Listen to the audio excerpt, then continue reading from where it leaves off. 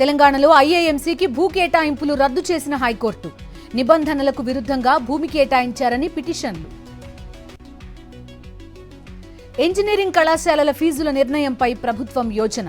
గత vigilance enforcement నివేదిక పరిశీలన. హైదరాబాద్లో కేఆర్ఎంబీ ప్రత్యేక సమావేశం. ఉద్యోగుల నుంచి ఇన్సెంటివ్లు రికవర్ చేయొద్దని నిర్ణయం.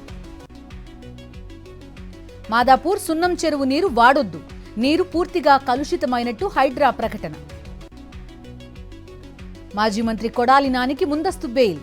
టీడీపీ నేత దుకాణంపై దాడి ఆరోపణల కేసులో బెయిల్ మంజూరు.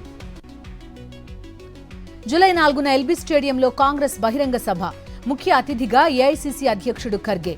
అన్ని గ్రామాల కాంగ్రెస్ అధ్యక్షులకు ఆహ్వానం. రాజమండ్రిలో వైఎస్ఆర్సీపీ విస్తృత స్థాయి సమావేశం. బాబు షూరిటీ మోసం గ్యారంటీ కార్యక్రమాన్ని ప్రారంభించిన బొత్స. రసాభాసగా నరసాపురం మున్సిపల్ కౌన్సిల్ సమావేశం. పోడియం వద్ద బైఠాయించి నిరసన తెలిపిన కౌన్సిలర్లు. హన్మకొండ జిల్లా భీమదేవరపల్లిలో బీజేపీ నేతల నిరసన. అర్హులైన పేదలకు ఇందిరమ్మ ఇళ్లు మంజూరు చేయాలని వినతి. గుంటూరు జిల్లా తుళ్లూరు సిఆర్డీఏ కార్యాలయంలో గ్రీవెన్స్ డే. పారిశుద్ధ్య కార్మికులకు జీతాలు పెంచాలని సిపిఎం సిఐటియు వినతి. భూపాల్పల్లిలోని పలు మండలాల్లో మంత్రి శ్రీధర్ బాబు పర్యటన. మహదేవ్పూర్లో చిల్డ్రన్ పార్క్ ప్రారంభం. కొమరం భీం జిల్లాలోని ఎక్సైజ్ కార్యాలయం ఎదుట మహిళల ఆందోళన. బెల్ట్ షాపులు మూసివేయాలని నిరసన.